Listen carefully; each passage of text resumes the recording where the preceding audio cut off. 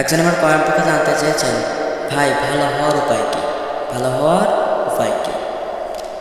ভালো হওয়ার সবচেয়ে বড় মাধ্যম হচ্ছে ভালো মানুষের সাথে মেশা। একজন খারাপ মানুষ যদি ভালো মানুষের সাথে মেশে, সে ভালো হয়ে যায়। এইভাবেই যদি একজন ভালো মানুষ খারাপ মানুষের সাথে মেশে, সে খারাপ হয়ে যায়। সঙ্গ দোষে কিন্তু অনেক কিছুই হয়ে যায়। ভালো মানুষের সাথে আমাদের সঙ্গ দিতে হবে।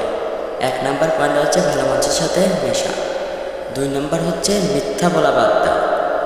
একদিন এক ব্যক্তি বিশ্বনবী হযরত মুহাম্মদ সাল্লাল্লাহু আলাইহি ওয়াসাল্লামের কাছে এসে বললেন, হে আল্লাহর নবী, আমি তো ভালো হতে চাই। বিশ্বনবী হযরত মুহাম্মদ সাল্লাল্লাহু আলাইহি ওয়াসাল্লাম বললেন যে, তুমি যেহেতু ভালো হতে চাও, তুমি মিথ্যা কথা বলা ছেড়ে দাও।